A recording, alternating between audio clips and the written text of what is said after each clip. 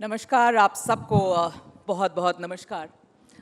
हमारे साथ एक ऐसे नेता बैठे हैं अभी जिनकी पॉलिटिकल सक्सेस की ग्राफ हम सबको अचंभित कर गई है। 2012 में 2012 में पहली बार ये एमएलए बने और लगभग 13 साल से कम में गुजरात जैसे राज्य के उप मुख्यमंत्री बन जाते हैं हर्ष संघवी। लोग कहते हैं बीजेपी के ब्लू आइड बॉय हैं और इनकी सक्सेस की ग्राफ तो अभी बस शुरू हुई है। देखते देखते जाइए कि इनकी ग्राफ कितनी आगे बढ़ती है।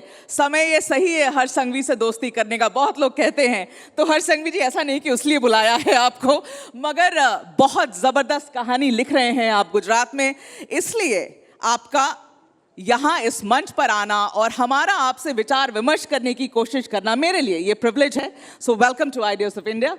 और हर्ष भाई, मैं शुरुआत करना चाहूंगी ये पूछ के कि देखिए, आप आते सूरत से हैं, सूरत के शहर से आप आते हैं। You belong to a diamond merchants family. हीरे की परख तो बड़ी होगी आपको हर्ष भाई, मगर लोग आपके जो दोस्त हैं और पार्टी वाले वो कहते हैं बीजेपी को तो एक हीरा मिल गया हर्ष संघवी में, जिसे धीरे धीरे निखारा जा रहा है एक बड़े रोल के लिए। क्या कहेंगे? अगर आप हीरे को भी अगर ठीक से, हीरा कैसे चमकता है? कैसे चमकता है? वो एकदम रॉ होता है। अगर पहली नजर में आप देखोगे तो बाजू में पत्थर रखोगे तो आपको पता नहीं चलेगा ये हीरा है और ये पत्थर है। तो तराश रहे ना आपको, उसको अच्छे से घिसना पड़ता है, उसको पॉलिश करना पड़ता है। मैं भी एक कार्यकर्ता हूँ। मेरी आपकी बात सही है, 2012 में मैं पहला चुनाव लड़ा, लेकिन मेरी उम्र अब 41 हुई है, उसमें से 20 साल जी मुझे भी अब राजनीति और समाज सेवा में हो गए। मैं जब 20 साल का था तब मैं पहली बार युवा मोर्चा में स्टेट जनरल सेक्रेटरी के तौर पे काम करने की मैंने शुरुआत की थी। तो हाँ, ये सही बात है क्योंकि मैंने इलेक्शंस पहली बार 2012 में ही लड़े, जब मैं that time I was just 27 years old. तो मैं एक सामाजिक काम में जुड़ा हुआ था और सामाजिक काम से आते आते ये राजनीति के अंदर मोदी जी को देखते देखते इंस्पायर हो गया। तो मुझे भी लगा कि पॉलिटिक्स अच्छा है, तो मैं काम में जुड़ गया। बस इतनी सी कहानी है? इतनी ही कहानी है। अच्छा, ओके। मगर देखिए, वैसे तो इट्स अ लॉन्ग नहीं, मेरे अकेले की इतनी कहानी नहीं है। आपको देश में पॉलिटिक्स के अंदर सबसे बड़ा बदलाव क्या आया जी, वो सही में डिटेल्ड स्टडी करनी चाहिए। मैं सभी लोगों को कहना चाहता हूँ, मैं जब पॉलिटिक्स में जुड़ा तब मेरे सभी दोस्तों ने मुझे ये कहा था कि भाई इसमें कुछ नहीं होगा तेरा। बोले तू एक डायमंड मर्चेंट फैमिली से है, ना तेरी फैमिली में कोई पॉलिटिक्स का पी भी जानते हैं, ना कोई पॉलिटिक्स से जुड़े हुए लोग हैं। तो पॉलिटिक्स में तुझे कहीं पे प्लेटफॉर्म मिलने वाला ही नहीं है। लेकिन मेरा परसेप्शन तो बदला और मेरे साथ काम करने वाले मेरी पीढ़ी की युवा मोर्चा के सभी साथी, अभी कोई छत्तीसगढ़ में डेप्यूटी सीएम है तो कोई राष्ट्रीय अध्यक्ष है।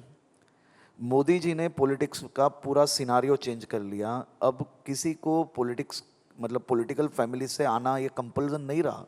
बिल्कुल नहीं रहा, बिल्कुल नहीं रहा हर्ष। और मैं आपसे तो ये भी पूछना चाहूंगी कि 2021 में we were all very surprised. 2021 में हर्ष संघवी को 9 अलग अलग पोर्टफोलियो मिलते हैं। 9 पोर्टफोलियो जो उस वक्त के मुख्यमंत्री के पास थे, वैसे ही 9 पोर्टफोलियो आपको मिलते हैं। आप राज्य मंत्री हैं उस वक्त, और इतना भरोसा पार्टी आपके ऊपर दिखाती है। ऐसा क्या दिखता है पार्टी को आपके अंदर हर्ष भाई? देखिए, हमारी पार्टी का एक बहुत क्लियर मंत्र है और मोदी जी का खास तौर पे, मैं मुख्यमंत्री जी के सहायक के रूप में काम करता हूँ पहले से आज तक। तभी भी उनके सहायक के रूप में काम कर रहा था और आज भी कर रहा हूँ। उनके मार्गदर्शन में ये 9 डिपार्टमेंट में कैसे और तेजी से काम करें, ये मेरा काम था और वही मैं कर रहा था। तो उसमें ऐसा कुछ नहीं था कि 9 डिपार्टमेंट मुझे दिए और 9 डिपार्टमेंट किसी और को दिए, ऐसा नहीं था। उनके मार्गदर्शन में ये काम चल रहा था, तभी भी चल रहा था और आज भी चल रहा है। सवाल मैंने पूछा, आपने क्या देखा? आप मोदी जी पर ले जाते हैं सवाल। अच्छा, ये बताइए, पहली बार डावोस इस बार गए आप हर्ष भाई, डावोस डेब्यू कैसा था? ये खास तौर पे हमारे लिए एक बहुत ही अच्छा एक्सपीरियंस था।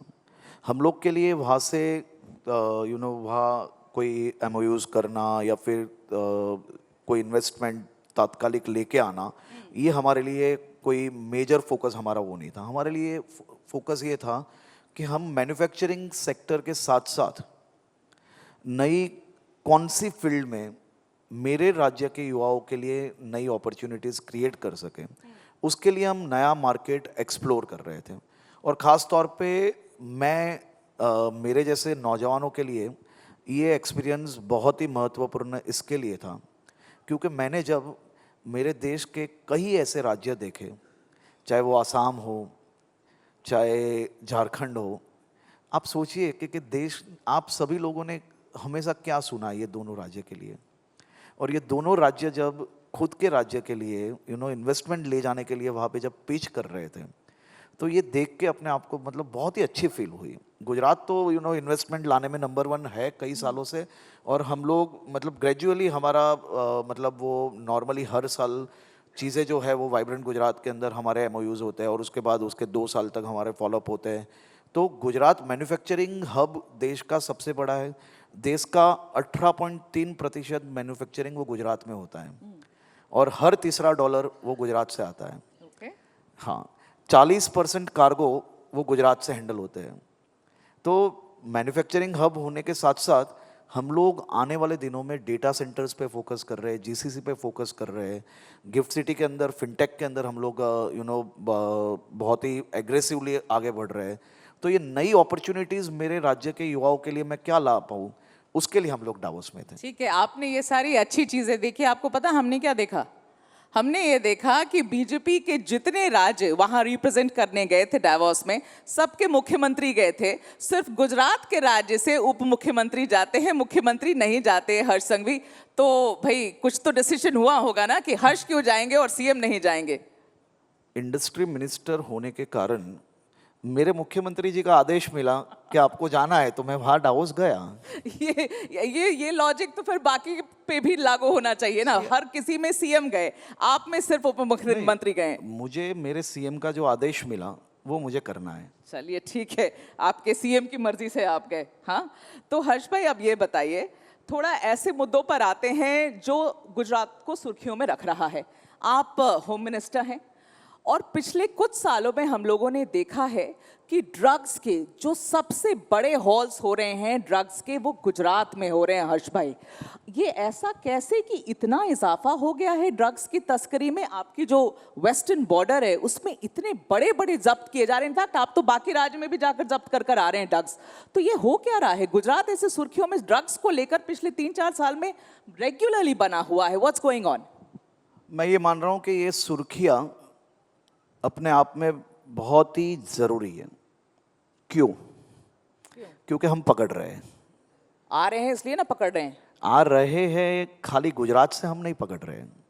आप देखिए, पूरा डेटा चेक करिए, हम हमारे पड़ोसियों को नहीं बदल सकते। कहाँ कहाँ से आ रहे हैं? हमारे पड़ोसी जो नसीब में, मतलब हमें जो मिल गए गॉड्स हैं। गिफ्ट है जो जी, पाकिस्तान, हाँ। उसको आप और मैं नहीं बदल पाने वाले। ठीक है। गुजरात का 1600 किलोमीटर का समंदर की बॉर्डर, इंटरनेशनल बॉर्डर से जुड़ा हुआ राज्य है। आप देखिए कि किस प्रकार से ये ड्रग्स पकड़ने की शुरुआत हुई। 2021 में जब भूपेंद्र भाई पटेल मुख्यमंत्री बने, उसके वेरी नेक्स्ट वीक हम लोग ने ड्रग्स रिवॉर्ड पॉलिसी डिक्लेयर की। ड्रग्स रिवॉर्ड पॉलिसी क्या है? पूरे देश में केवल गुजरात एक ही ऐसा राज्य है जिसने ड्रग रिवॉर्ड पॉलिसी बनाई। पाकिस्तान से हमें इंटेल मिलती है, वो इंटेल के साथ साथ एटीएस और नेशनल एजेंसीज के साथ मिलके हम लोग भारत पाकिस्तान की समंदर की तेज लहरों वाली जो सरहदें है, वहाँ से हमने मैक्सिमम ड्रग्स पकड़ा है। ये देश में घुसते हुए हमने ड्रग्स पकड़ा हुआ है। खाली ये गुजरात की बॉर्डर्स पे से पकड़ा ऐसा नहीं है, हमने पंजाब की जेल के अंदर चलता हुआ नेटवर्क भी साफ किया है। कल ही गुजरात एटीएस ने पंजाब के मोस्ट वांटेड को पकड़ा है। पंजाब की केवल जेल से नहीं, बंगाल के पोर्ट से भी हमने पकड़ा है, राजस्थान से भी पकड़ा है, महाराष्ट्र से भी पकड़ा है, मध्य प्रदेश से भी पकड़ा है। देश के कई और राज्य की पुलिस के साथ मिलके हमने इंटेल देके उनके साथ मिलके काम किया है और हमने ड्रग्स पकड़ा है। तो मैं ये मान रहा हूँ कि ड्रग्स पकड़ना ये अपने आप में बहुत ही चैलेंजिंग काम है। ये कोई भी कार्टल्स कोई अहमदाबाद के पुलिस स्टेशन में आके 200 करोड़ रुपए का ड्रग्स जमा करा के नहीं जा रहा है कि लाइए भाई मैं ये पाकिस्तान से लेके आया हूँ, आप ये ड्रग्स रख लीजिए। इसके लिए मेहनत लगती है, गोलियों का सामना करना पड़ रहा है। हमने ड्रग्स को मुख्य विषय बनाया है।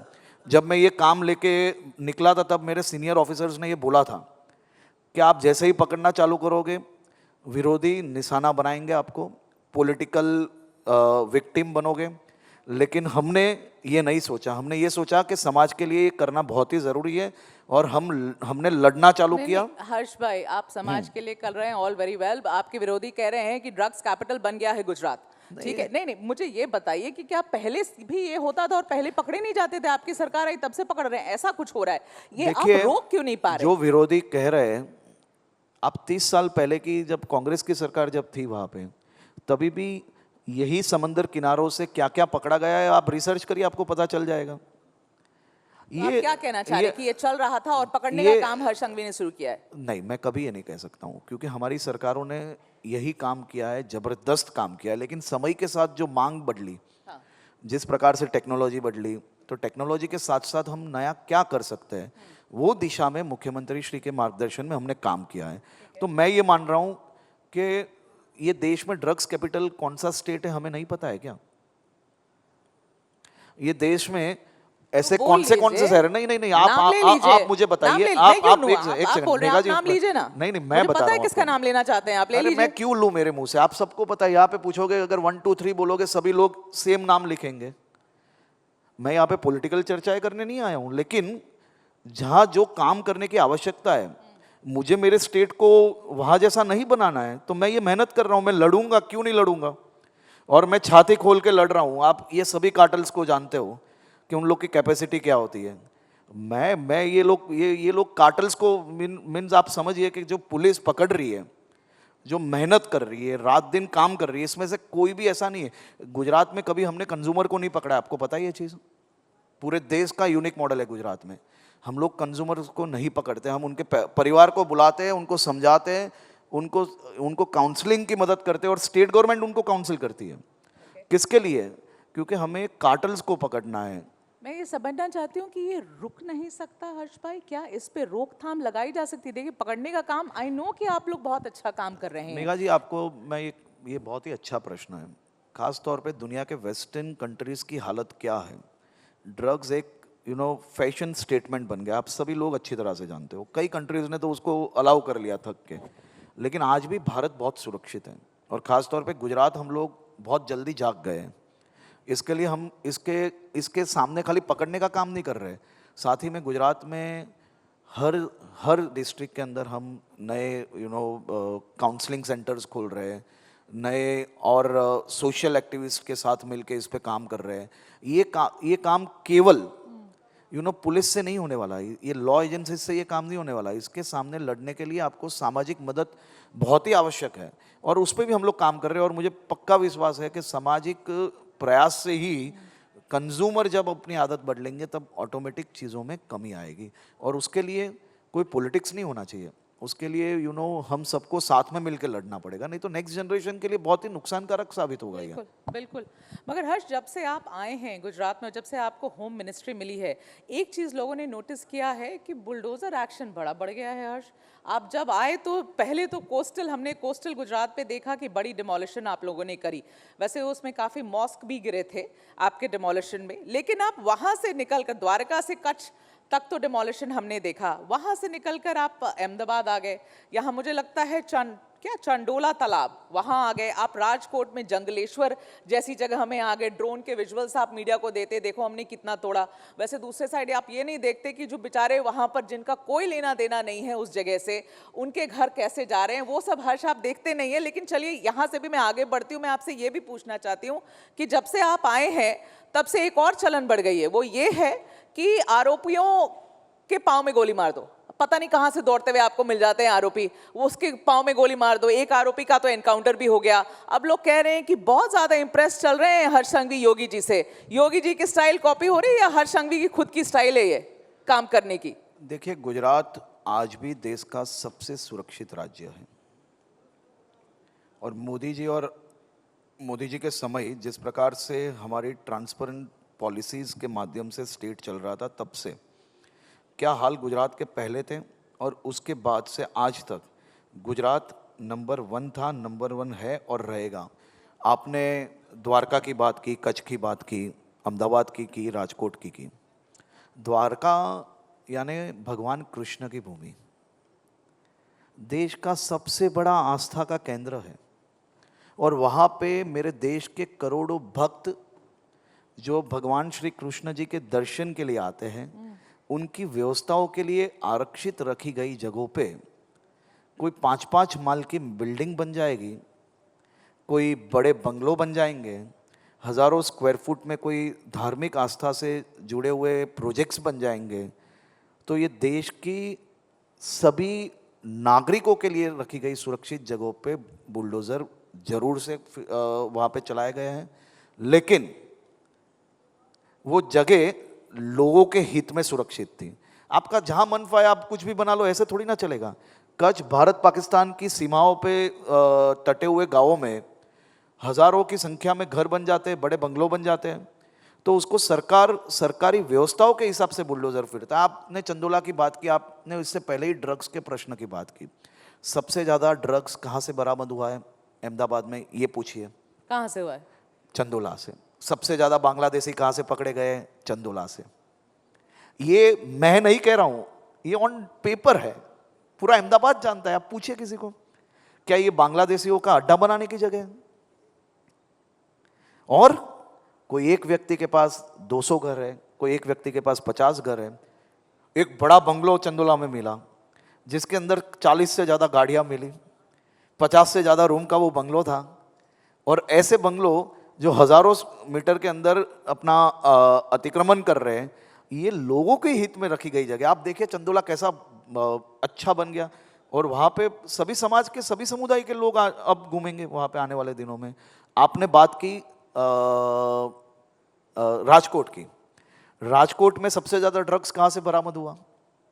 आप चेक करिए। सबसे ज्यादा खूनी, मतलब खून के आरोपी कहाँ से मिले? वहां से मिले। सबसे ज्यादा पासा कहाँ पे हुआ? एक ब्रश से सबको लपेट दो, नहीं है ना? नहीं, ऐसा नहीं है। आपने राजकोट की मैटर खाली ऊपर ऊपर से पढ़ी।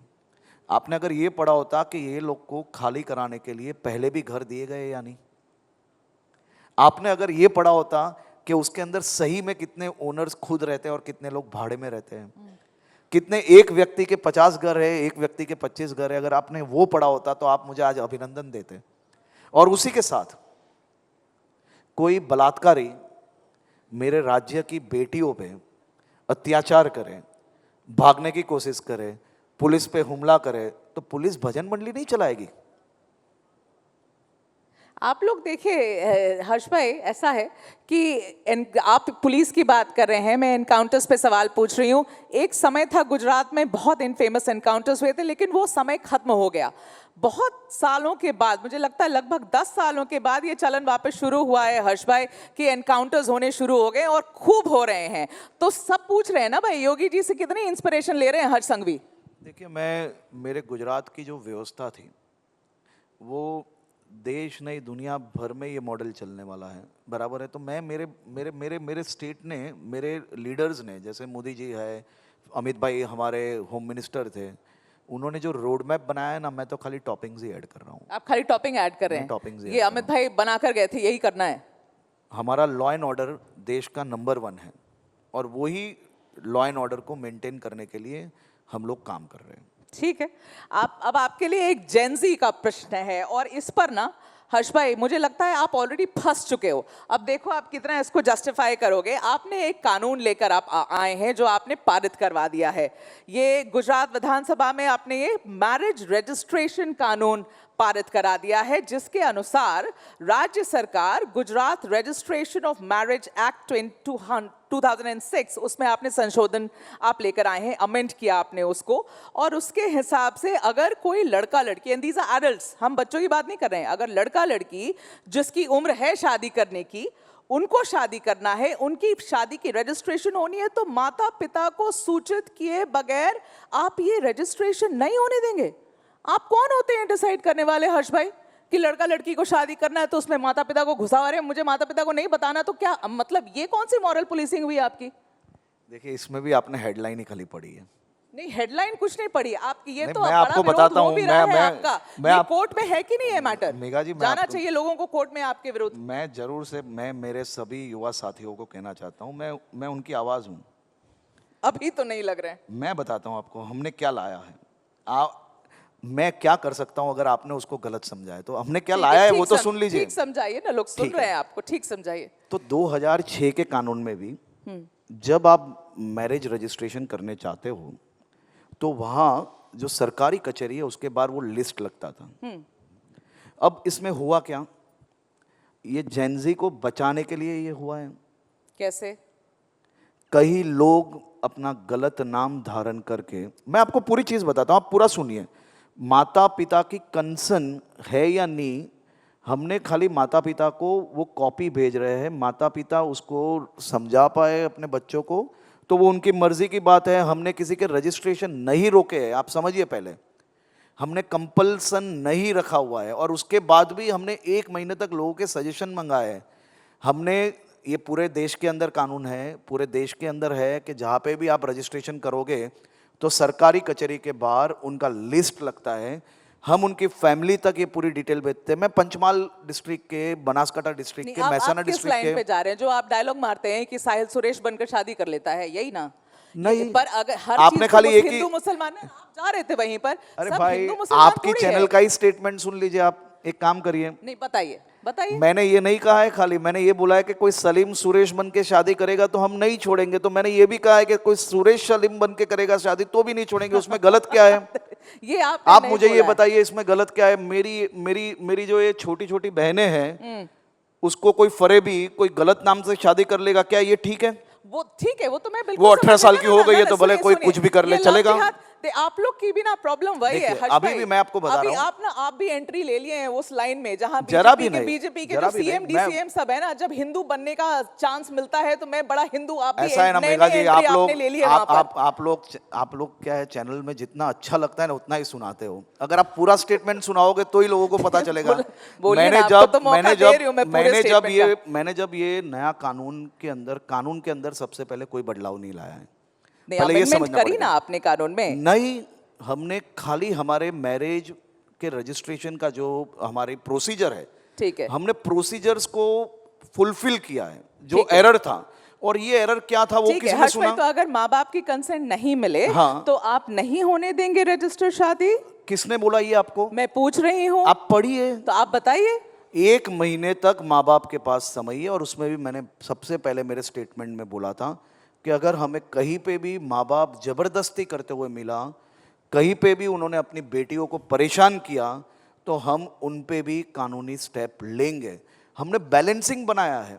अगर आप ये यूट्यूब के माध्यम से ये जो हेडलाइन बनाने वाले को पढ़ के अगर परसेप्शन नहीं बनाते तो जरूर से आप मुझे अभिनंदन देते। नहीं, so effectively we are back to the same मैं थिंग। आपको रिक्वेस्ट कर रहा हूं, मैं आपको रिक्वेस्ट कर रहा हूं कि आप एक बार हमने जो प्रपोज किया है उसको एक बार पढ़ लीजिए।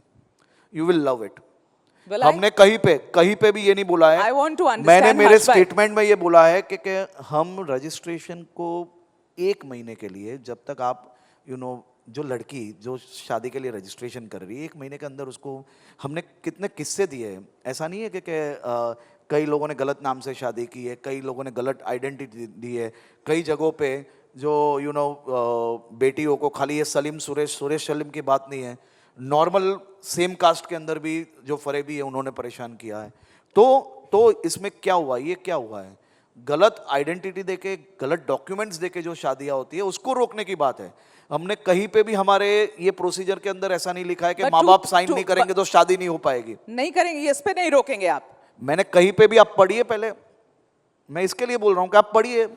पता नहीं हर्ष भाई, आप ऑनलाइन अवेलेबल है, अभी पढ़ मुझे लीजिए। गुमराह कर रहे हैं। मैं यहाँ पे ही बैठूंगा, मैं 1 घंटा बैठता हूँ, आप पढ़ लीजिए। अगर कुछ भी हो तो मुझे बताना। हमने उसको फुल प्रूफ इसके लिए किया है कि कोई भी यंगस्टर्स उसके अंदर फंस ना जाए। हाँ। और कोई भी माता पिता अपने अगर बेटे बेटी को मनाना चाहते हैं तो उनके पास 1 महीने का टाइम मिले। जो माँ बाप बच्चों को बड़ा करते हैं उनको मनाने की भी क्या हम छूट नहीं दे सकते? इलेक्शंस कब है आपके यहाँ? अगले साल ना? अरे वो तो देर है, वो इलेक्शन छोड़ लीजिए। हम लोग तो इलेक्शन के दूसरे दिन से काम पे लग जाते हैं। हम लोग इलेक्शन के वक्त वो इलेक्शन टूरिज्म वाले लोग नहीं अच्छा, देखिए मुझे ना अब थोड़ा रैप अप करना पड़ेगा ये सेशन को। जल्दी कुछ सवाल लेने हैं मुझे। पहले ये बताइए हर्ष भाई, big success for you, Commonwealth लेकर आ रहे हैं, और ये भी बातें सुनाई पड़ रही है कि अगर मान लीजिए भारत, जो हम प्रधानमंत्री ने कहा हम ओलंपिक्स के लिए बिड कर चुके हैं, if that also comes to India, वो भी गुजरात में होगा। ऐसा कैसे? मतलब मेट्रो भी गुजरात को आएगा, कॉमनवेल्थ भी गुजरात को आएगा, ओलंपिक्स भी गुजरात को आएगा, बाकी स्टेट क्या करेंगे हर्ष भाई? क्यों हो रहा है ऐसा? मेरे ख्याल से आप दिल्ली में अपने मेट्रो का भी उपयोग नहीं किया। नहीं, मेट्रो अच्छा, मैंने गलत अच्छा कह नहीं, दिया। हम हयात से बाहर निकलते हैं। मैं आपको मुंबई में, लखनऊ में, पुणे में, सभी शहरों के पास मेट्रो है, तो क्या बुलेट ट्रेन कह रही हमने थी। क्या मैंने- पाप मैंने- किया कि सुनिए, हमें नहीं सुनिए, मिलना मेरी चाहिए गलती को ना मेट्रो? पकड़िए। वैसे सुनिए, बुलेट ट्रेन की बात हो रही थी, बुलेट ट्रेन की बात कर रही तो थी। और बुलेट ट्रेन तो आप ही महाराष्ट्र को भी आ मिल रही है, रहा हम जो आपको शहर में मिला, बैठे हैं। आपको मिला और वो आप लोग ठीक से नहीं, पूरा नहीं, भी नहीं कर पा नहीं, रहे। कौन? हमारे वहाँ हम लोग के वहाँ बहुत ही अच्छा काम चल रहा है और ऑन टाइम काम चल रहा है। कॉमनवेल्थ और ओलंपिक्स दोनों गुजरात में ही होगा ना? नहीं, हम लोग ने, स्टेट गवर्नमेंट ने वो तैयारियां की है और हम लोग बीड कर रहे हैं। तो बीड करने के पीछे हम लोग ने कितने साल उसमें मेहनत की है। वो इंफ्रास्ट्रक्चर अचानक ओवरनाइट तैयार नहीं होता है मैडम। तो हम लोग उस पर काम कर रहे हैं और उसमें पहले भी आप उसको खास अगर आप डिटेल देखोगे तो सभी लोगों को साथ में रख के ये गेम्स जो है वो देश भर में कल्चर बनाता है। मतलब एक नया कल्चर लाएगा स्पोर्ट्स का, उसके लिए हम लोग मेहनत कर रहे हैं। हम तो सभी पूरे देश के लिए ये मेहनत कर रहे हैं। तो उसके पीछे हमारा समय भी जा रहा है, स्टेट का बजट भी जा रहा है और हमारी पूरी टीम उसके लिए काम कर मैंने रही है। आपसे सवाल पूछा क्यों आ रहा है वहां, आप मुझे बता रहे हैं कि आप कितनी मेहनत कर रहे हैं उसके पीछे। नहीं, हम लोग वो इंफ्रास्ट्रक्चर डेवलप कर रहे हैं और वो इंफ्रास्ट्रक्चर रेडी अवेलेबल है।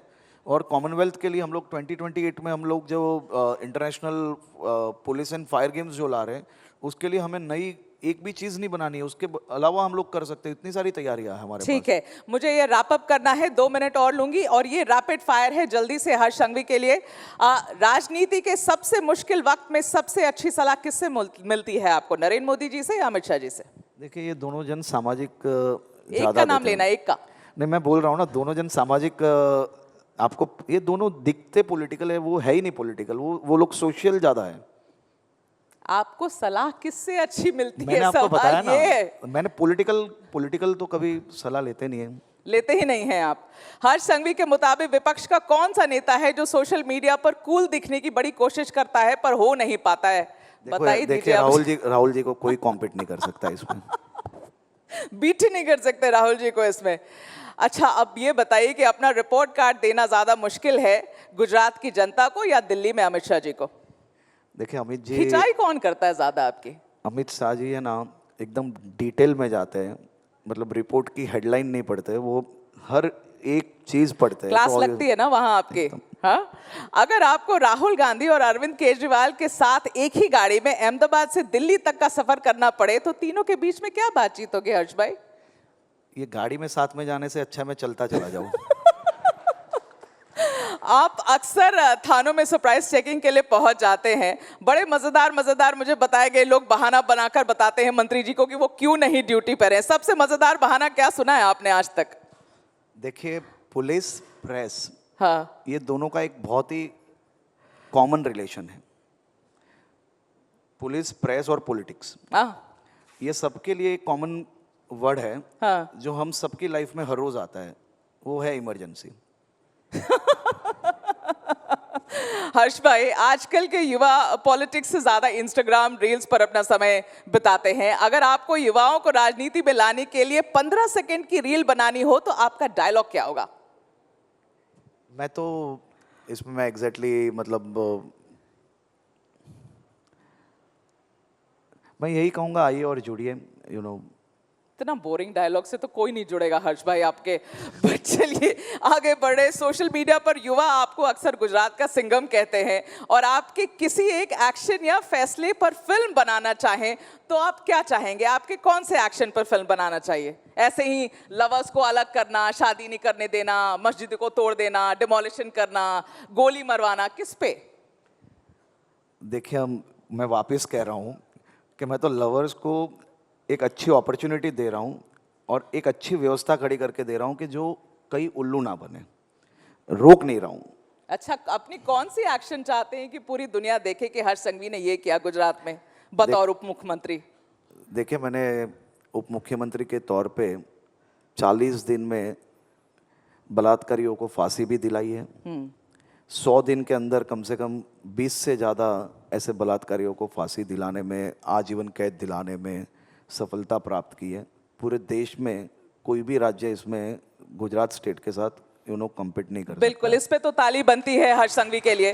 These are things that are really required. बस ये last 30 second, one word for these people. आगामी, not people but situations, I think everything. आगामी गुजरात चुनाव Bharatiya Janata Party. Bhupendra Patel, very nice human. Aam Aadmi party, भगवान सबको सद्बुद्धि दे। अरविंद केजरीवाल, तौबा तौबा। Gujarat model, very nice. Narendra Modi. Number 1। हर्ष संघवी के लिए guys, a big round of applause. What a sport you've been. Really thankful and thank you for your time. Thank you.